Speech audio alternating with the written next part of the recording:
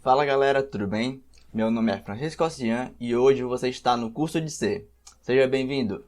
Hoje nós aprenderemos sobre vetores e matrizes, certo? Bom, começando a aula sobre vetores e matrizes, primeiro nós começamos sobre o que é um vetor. E nós podemos dizer que um vetor é nada mais do que uma estrutura de dados que nós usamos para guardar elementos na memória sequencialmente, certo? Do mesmo tipo. É comumente visto em linguagens como Python que nós temos algo que pareça um vetor, mas que não é um vetor, é uma lista. Então, nós definimos assim que um vetor é uma estrutura de dados que guarda na memória sequencialmente dados de mesmo tipo, certo? E é um tamanho fixo, nós não poderemos alterar o tamanho dele depois que nós declararmos ele, certo? Nós poderemos declarar outro de tamanho diferente ou igual. Então, qual a sua forma geral? Para se declarar um vetor, nós podemos utilizar a seguinte forma: tipo da variável, nome da variável e em colchetes nós definimos o tamanho dela. Aqui nós temos um exemplo na nossa linguagem C. Aqui nós importamos o std.h. Aí na nossa main nós dissemos que nós queremos um vetor chamado nome underline 1 com 5 elementos do tipo int. E depois a mesma coisa, notas 10. Notas 10 notas float, ponto flutuante, com vírgula, com ponto. Na próxima, 26 letras do tipo char. E depois nós temos um retorno de 0, certo? Um pouco por baixo dos panos. Quando o compilador C percebe que no nosso código nós declaramos, exemplo, um exemplo com 20 floats, ele vai guardar na memória um espaço suficientemente grande para guardar esses 20 floats, certo? Então ele reservará para o uso do vetor 4 vezes 20, que é igual a 80 bytes. Estes bytes são reservados para uso do vetor dentro do processo do programa no sistema operacional. Na linguagem C, a numeração começa sempre do zero. Isso significa que o exemplo acima, os dados serão indexados de 0 a 19. Para acessá-los, vamos escrever exemplo 0, exemplo colchete 0, exemplo colchete 1, exemplo colchete 19. De 0 até 19 nós temos essa possibilidade para opa, deixa eu voltar aqui.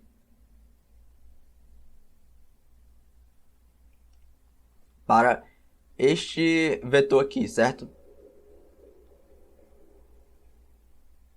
E cuidado que a gente deve ter na hora de manipular e escrever vetores em C, certo? Porque ninguém impede da gente escrever exemplo 30, exemplo 103, o exemplo definido aqui, antes. Esse exemplo aqui, que ele tem espaço para 0 a 19, você não nos impede de escrever um código que diga exemplo 30 ou exemplo 130. Mesmo que esse espaço a gente nem definiu ele, certo? Por quê? É porque o C ele não tem realmente um tratamento dos endereços que vão ser acessados nesse vetor, certo? Então ele simplesmente dá o poder a você de acessar algum endereço, mas o que acontece é que o nosso vetor ele vai estar na memória. E na memória também ficam outros dados de outros programas, até mesmo do sistema, o que é um dado muito importante do sistema, certo? Então, a gente pode botar um número que não é do vetor e acabar pegando em um dado que, exemplo, é do sistema ou que é de algum programa que não seja ou de outro programa que não seja nosso, que a gente esteja editando, certo? Então isso pode acabar dando conflitos na memória e até mesmo no sistema como um todo. Então até para isto, os próprios sistemas hoje em dia que ficam encarregados de saber se tal programa ele está acessando indevidamente um espaço de memória, certo? Porque antigamente não existia direito a esse tratamento de dados pelo sistema e ocorria, por exemplo, as telas azuis, o sistema crashava, e isso realmente não é manutenível, não é fácil de se ter isso, certo? Um exemplo, agora vamos ver um exemplo da utilização de vetores. Aqui nós declaramos a nossa biblioteca de entrada, o int, o int main, e nós definimos aqui 10 idades do tamanho inteiro. E nós depois fizemos um loop de 0 até menor que 10 e incrementamos mais i. Aí ele vai ler do teclado cada vez um inteiro e acrescentar ao vetor. Então, primeiro, ele vai mandar o endereço de memória do primeiro espaço do vetor para poder inserir, ler e inserir, depois o segundo, depois o terceiro, até o último espaço, certo? Depois a gente tem outro loop para mostrar o que a gente digitou, que esse printf aqui é para mostrar na tela.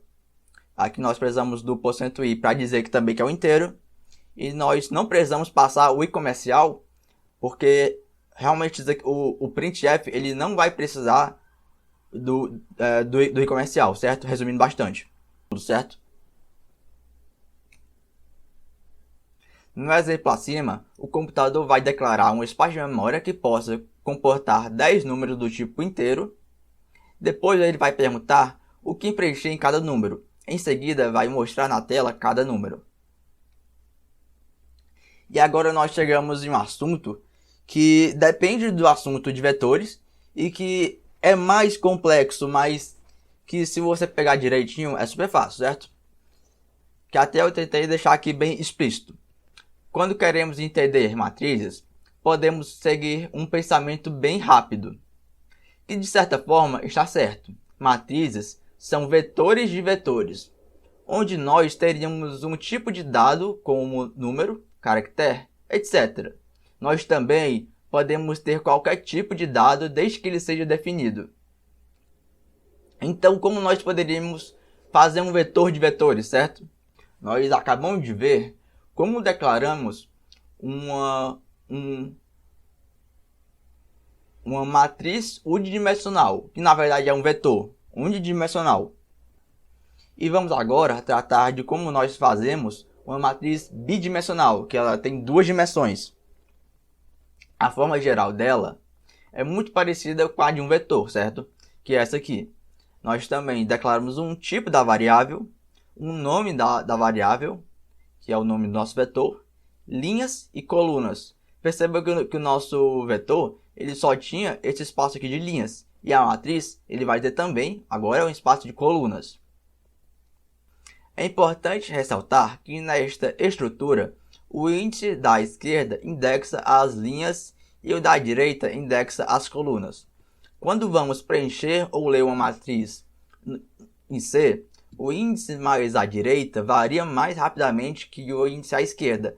Mais uma vez, é bom lembrar que na linguagem C, o índice varia do 0 ao valor declarado subtraindo 1.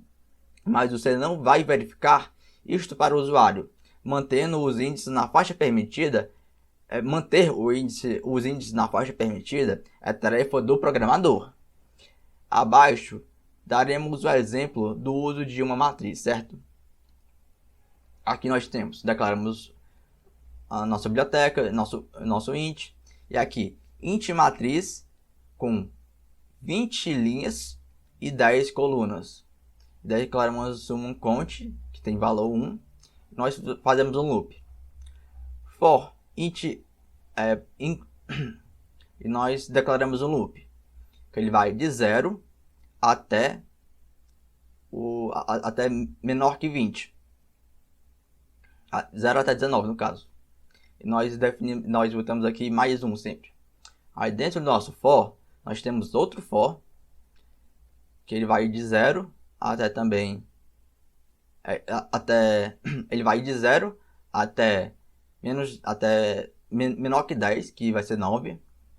E depois nós acrescentamos mais j. E dentro desse for, nós dizemos que a nossa matriz linha I coluna J vai receber cont. E depois de fazer essa atribuição, nós botamos mais um ao cont, certo? No exemplo acima, a matriz é preenchida sequencialmente por linhas com números de 0 a 200, que seria 20 vezes 10. Você deve entender o funcionamento do programa acima antes de prosseguir, certo? Beleza? Matrizes multidimensionais. O uso de matrizes multidimensionais na linguagem C é bem simples. Sua forma geral é: perceba que a gente simplesmente está botando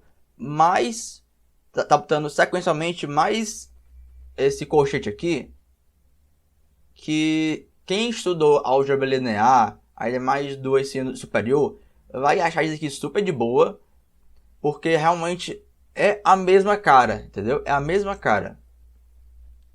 Porque é difícil você tentar enxergar isso em 3 dimensões, certo? Você enxergar simplesmente de forma algébrica. Nós declaramos um tipo, o nome da variável e depois tamanho 1, tamanho 2, até o tamanho que a gente quiser, que a gente botou aqui tamanho n, que é indefinidamente. Uma matriz n-dimensional funciona basicamente como outro tipo de matrizes. Basta lembrar que o índice que vai variar mais rapidamente é o índice mais à direita.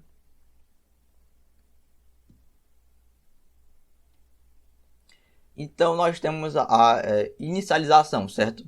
Para podermos inicializar matrizes, assim como podemos inicializar variáveis, a forma geral de uma matriz como inicialização é: nós temos um tipo, o tamanho 2, tamanho n, e nós atribuímos uma lista de valores. A lista de valores é composta por valores do mesmo tipo da variável, certo? Separados por vírgula. Os valores devem ser dados na ordem em que estão colocados na matriz. Abaixo veremos alguns exemplos da inicialização, certo? Aqui nós temos exemplos. Nós temos uma matriz chamada VET de float, de ponto flutuante, com 6 espaços. Lembrando que aqui vai ser de 0 até 5, certo? Aqui ele pega esse número aqui, subtrai menos 1, e esse vai ser o último índice, certo? Não vai existir o índice 6. Até que se você for olhar, se você definir um vetor que ele tem tamanho 2, ele vai de 0 até 1. Ok. E aí nosso aqui, ele vai ter de float, vai ser com pontos flutuantes, como a gente botou aqui. 1.3 até esse que é 100.1. Aí depois nós declaramos uma matriz, uma matriz chamada matriz de inteiros, que ele vai ter 3 linhas e 4 colunas. Aí nós podemos fazer assim. Eu recomendo vocês usarem esse colchete aqui, mas vocês podem não usar, mas fica mais visualmente certo, tá certo? Então nós primeiro aqui botamos aqui é visualmente visível aqui que nós temos um vetor de vetores. Aqui nós temos um vetor com 4 elementos, outro com 4 e outro com 4. Então nós temos 3 vetores de 4 elementos. Aqui nós temos um vetor de char, de caractere, que vai ter a palavra João e depois este /0 aqui, que ele vai dizer ao compilador que é o final do nosso vetor, certo? Toda string string em C vai ser um vetor, não existe um tipo string. Toda string em C vai ser um vetor que no final ele precisa ter esse valor aqui para dizer ao compilador que é o final, certo? Senão ele vai continuar até não sei onde. E depois nós temos um string 2 dizendo João, que aqui a gente não precisa botar esse barra-n, que o próprio C ele fica encarregado de botar. Depois uma string vec, que ele vai ter 3 nomes, um limite de 10 caracteres cada, certo? O primeiro demonstra inicialização de vetores, o segundo exemplo demonstra inicialização de matrizes multidimensionais. E aqui eu deixei para vocês lerem. Ó. No terceiro exemplo, vemos como inicialização um string. No quarto exemplo, uma string de modo mais compacto. O quinto exemplo combina duas técnicas. Repare que devemos incluir o ponto e vírgula no final. E agora nós vamos ver a inicialização sem especificação do tamanho, certo? Que no caso, o próprio compilador ele vai analisar o tamanho da string que você está inserindo no vetor e vai dizer que esse vetor tem este tamanho, certo? Aqui é um exemplo. Nós temos um string chamado mass, que ela é do tipo char, e nós dizemos que arroz e feijão, você vai analisar quantos caracteres tem aqui, vai contar com o barra zero e vai botar dentro do vetor. Da mesma forma, nós temos esta matriz aqui, que como eu falei, a gente não precisa ter o colchetes, mas eu recomendo que seja posto. Que nós temos aqui, ele vai ler aqui a nossa entrada que a gente inseriu dentro dessa matriz e vai botar aqui o valor aqui que cabe, que vai ser suficiente. Também podemos declarar o tamanho usando variáveis. Sendo assim, o tamanho é definido em tempo de execução. Aqui, digamos que a gente importou aqui uma biblioteca que tenha o tipo aluno. E aqui nós declaramos que o tamanho ele é 10. E aí nós declaramos que a gente quer um vetor chamado sala que guarde o tipo aluno de tamanho size, que a gente definiu como 10. Então vai ser um vetor que vai guardar 10 alunos. E agora partindo para um exemplo aqui. Nós declaramos aqui 5 números inteiros em um vetor, nós declaramos um count e nós fazemos aqui um for de 0 até 4, sempre botando mais um depois. E nós dizemos que número i é igual a const, depois nós dizemos que const recebe mais 1. Nós vamos aqui abrir o terminal.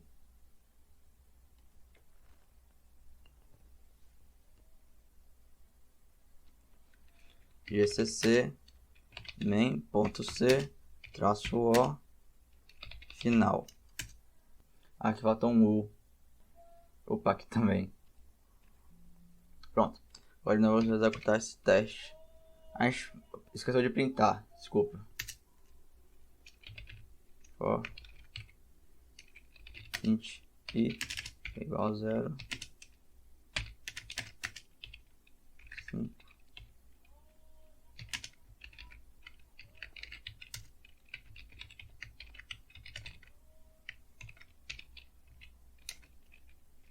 Números.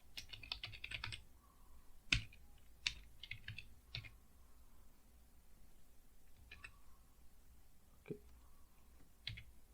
De novo. Aqui falta um i.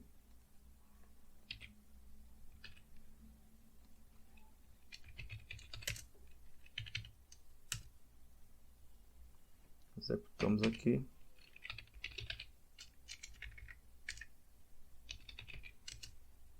Aqui, 0, 1, 2, 3, 4.